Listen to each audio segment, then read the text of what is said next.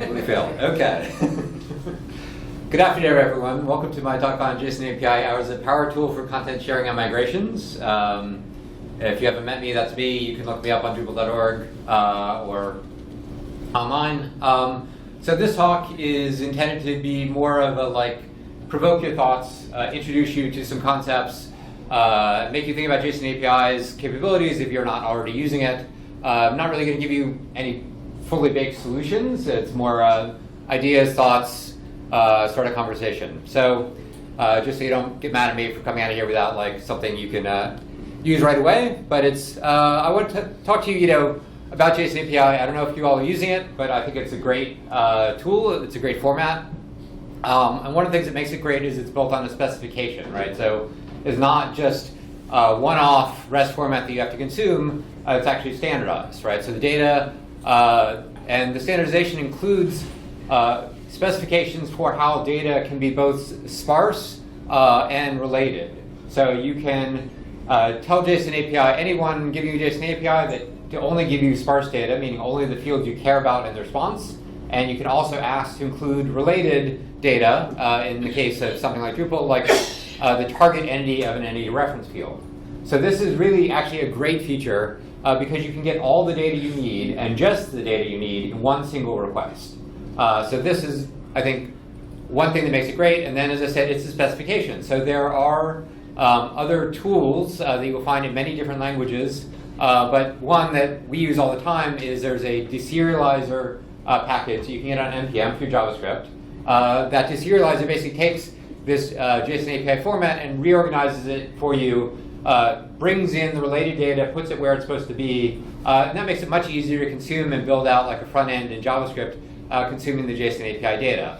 And this is, again, because it's built on a specification. This tool has nothing to do with Drupal. It has to do with consuming the specification. And just kind of as a reference point for things we're talking about later, if you look on the right side there, it's a little small, but basically JSON API is sort of defines this nested format of data. What you're seeing there is essentially a list of listing endpoint of Drupal nodes. And so it tells you about the version it's using at the top, and then an array of data elements. Those objects are each like a Drupal node. Or you could get a single one, and then the data would just be the one single object. And then under there are the attributes, which are just like the fields on the node, other than the reference fields, which show up under relationships. So that's kind of quick introduction to the format. Not going to stay there that long, but the other thing that makes JSON API great from my standpoint, right, is that it's built into Drupal core now. And so Drupal's implementation is very closely aligned to the 1.1 spec of the JSON API. There's a little work left to do mentioned on this linked issue here. I think you guys are all going to have access to the slides later, so I did put in links. But basically, the JSON API spec is additive, so things are added in the 1.1 spec, but it's not going to matter too much if the things you're using talk about the 1.0 or the 1.1 spec. There weren't major changes, only some additions. The great thing about the Drupal version is it supports very robust filtering, and I love this. It's basically a wrapper on making an entity query. If you've been in the back end, you've made an entity query, you can think about this is a way, basically, just in your browser, you can write a GET request and build it out to do exactly the query you want in the back end to get you the data you care about. And so this is, for me, it's actually really kind of fun to develop with, because you just go in the browser URL, you type the queries you want, you play with it, you copy paste until you get the result you want, and then you translate that into whatever you're using to make the actual request. But it's very easy to develop, right? Because it's just a GET request. The other thing I love doing actually is you can do the same thing if there's someone on your team that says, "Hey, I'd like to know about the 3 nodes that do this, and what is this one value of this one field." You could actually just build up a JSON API query that shows them just that field for just those nodes, or shows them something else that's not displayed to the end user, and send it to them and like, "Hey, look, I mean, you can read the JSON here. It's not that hard. Obviously they can't be completely non-technical, but it allows you to kind of bring forward this internal data, or to filter the data down to something in a way that you don't have to build out a UI. You just say, "Hey, teammate, here's the thing you were asking about. Here's the information. And sometimes they can then take that and actually do it themselves. You say, oh, if you want this other thing, just change that one thing in the filter, change it in the URL of your browser, you've got your data. Quick aside here, if part of why you're here is like, hey, I want to know how to build a decoupled front end with JavaScript, pulling data from Drupal using JSON API. That's not really what this talk's about, but I actually built this example for a meetup. So if you want to see an example, I basically have this pre-built on Drupal. You can install Drupal using SQLite. It'll spin up an example, basically front end that's running on a local node server, and basically pull the data from Drupal into that using JSON API. So this is an example if you're trying to get started and you want to say, either from the Drupal side or from the JavaScript side, how do I fit these two pieces together? I invite you to take a look at this demo. Okay. So the main point of this talk was getting data into and out of Drupal using JSON API. So the first thing I'm going to kind of have you think about, in case you haven't already, is that you could use JSON API as a migration source. So if you've done Drupal migrations, you probably thought about, hey, I need a database connection, I need a direct access to the site I'm migrating the data from. But in fact, you can use JSON API as your migration source. And there's a bunch of different use cases for this, right? One could be literally migrating the data. You own both sites and you're just pulling it over. Another case could be something like aggregator module or feeds, where you want to pull in certain data on a regular basis from a remote source. Let's say a Drupal site makes its JSON API endpoints accessible to read. You could basically pull in their data, right? The Migrate Plus module already comes with some of this built out. It has a URL migration source, HTTP data fetcher, and a JSON parser. So if you look on the right there, if you know what a Migrate Plus migration entity looks like, you can see it there. But basically, this you'll see, among other things, it also lets you indicate that the item selector data, if you remember the JSON API structure, basically the data objects are organized under the data element.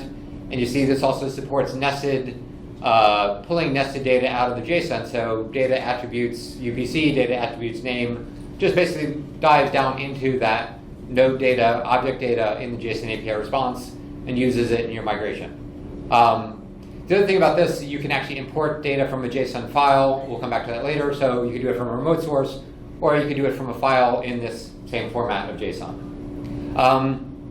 So this is the first thing to think about. Maybe you could solve some problems with this approach. The good news is it gets you most of the way, but the bad news is it not gets you 100% of the way. And the thing that's really missing from this Migrate Plus is that it doesn't know how to follow the pagination links the JSON API uses. So it tells you, JSON API will give you a link at the end of the data, says go here for the next page. Migrate Plus currently doesn't know how to do that, how to follow that link, and it doesn't know how to basically use a high watermark to like filter your JSON API responses to only get, let's say, the things after a certain change timestamp, right? And those things are kind of missing right now.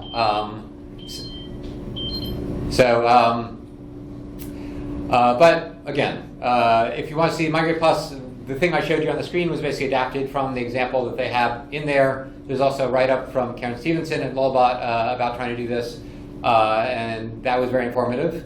For the limitation that I would run into in this case is the Migrate Plus module only supports things like basic auth for fetching that remote data, right? So it doesn't support JWT authentication, which is what we're using for our sites to synchronize data.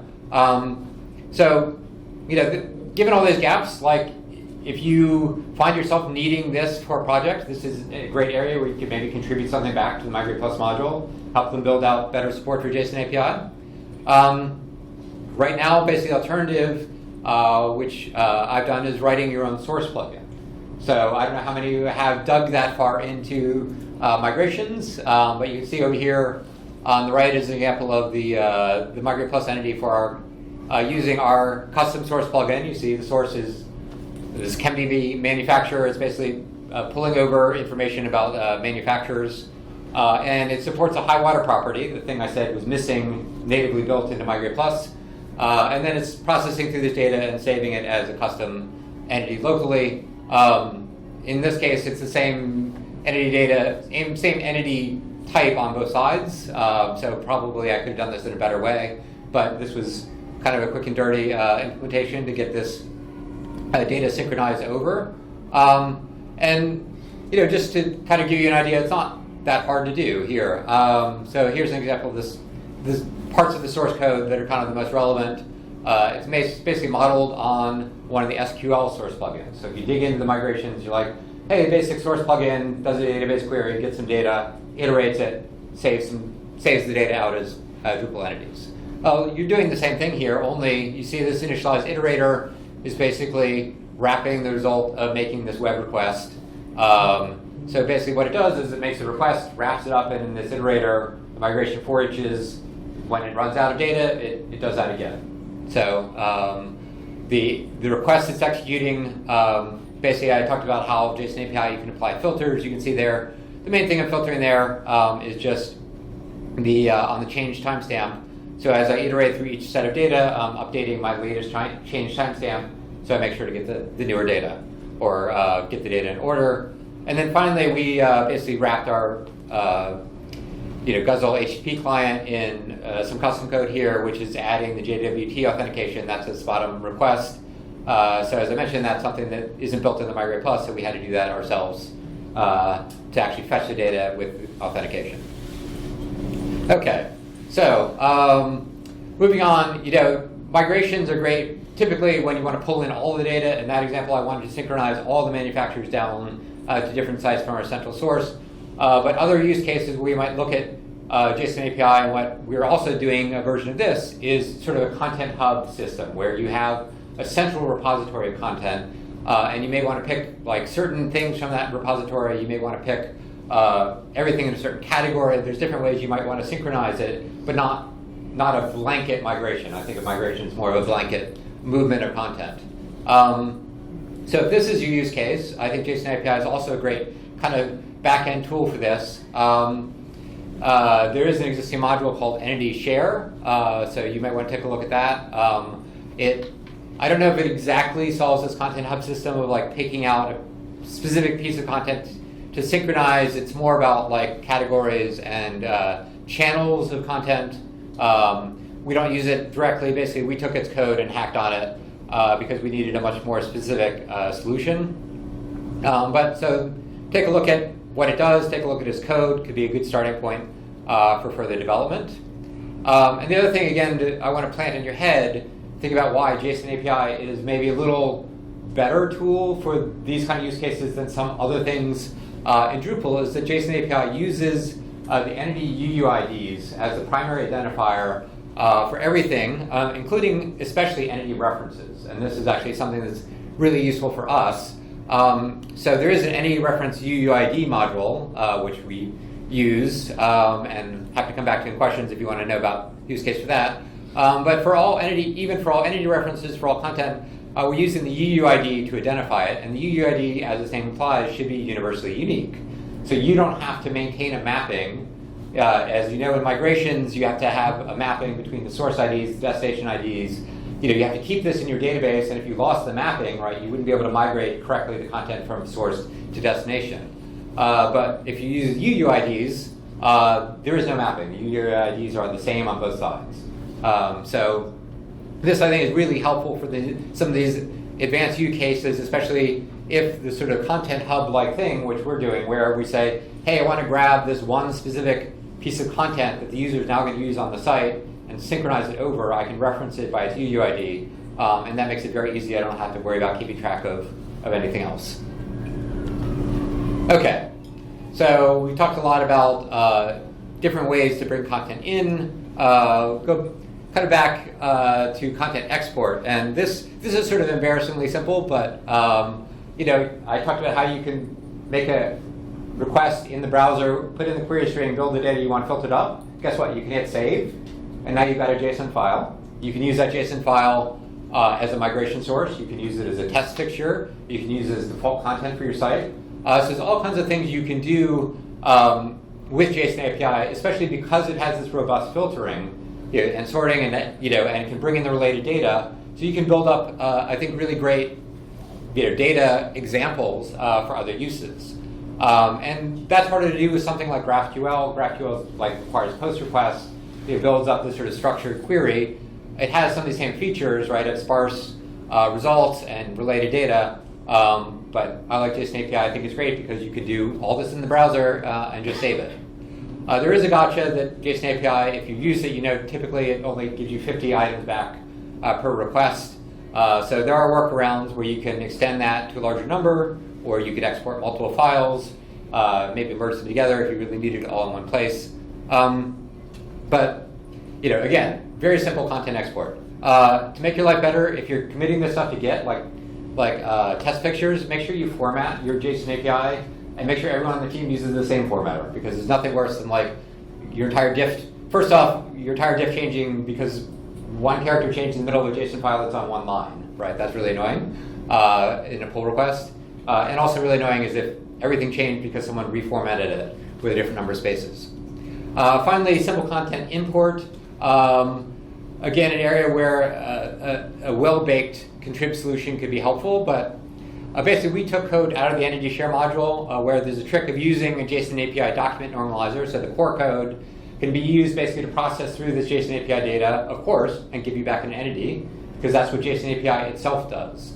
So it's basically repurposing this core code that is sort of what you would do if you posted content to JSON API to make a new entity. You can repurpose that to pull in data from a file and save entities, right? So it's not really that complicated a concept, but it's nice when you have saved this data out to a file, then to bring it back from the file and make entities. So we've basically used this, wrapped it up into our own custom method calls and dress commands, so we can use it especially for test fixtures for our behat test and be like, hey, import this whole set of example content to run for our tests. And just real quick, and then we'll have a couple minutes for questions, I hope. So this is kind of what this looks like.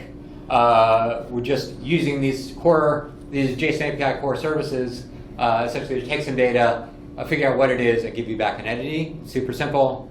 And then, as I mentioned in the previous slide, you have to basically iterate through the entity references, because those are a different part of the data, the relationships, and populate those also. So basically, with those two pieces of code that aren't huge, you can take some saved JSON API data or pull it from a remote site and save your entities. So with that, we have about 2 minutes left for questions, or depending on how the rest of the sessions are going. So I have to say thank you. I also want to put a pitch out here. If you enjoyed coming to this event, we are starting to plan Drupal Camp New Jersey next March in Princeton. And so we would love to have you come to that, submit your talks, and meet us there. So thank you, and I'd be happy to take some questions.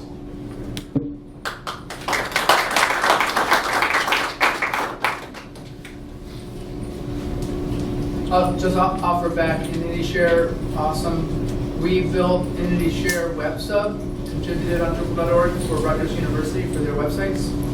It does what you asked, to share a particular piece of content. Okay. And keep it updated automatically between two sites. Okay, so Duncan says, they contributed back, what was it called? Entity Share web sub. Entity Share web sub, which is built on Entity Share to do kind of this content hub syncing of specific pieces of content if you're looking for a solution for that. And that was built for Rutgers originally, you said. Cool. All right, any other questions, comments? Yeah? How does JSON API work with images, like media library? So JSON API with images, basically, right? So Drupal stores an image as an entity, right? So, and in that entity, it gives you typically the URL to the image or the URL to the file. So,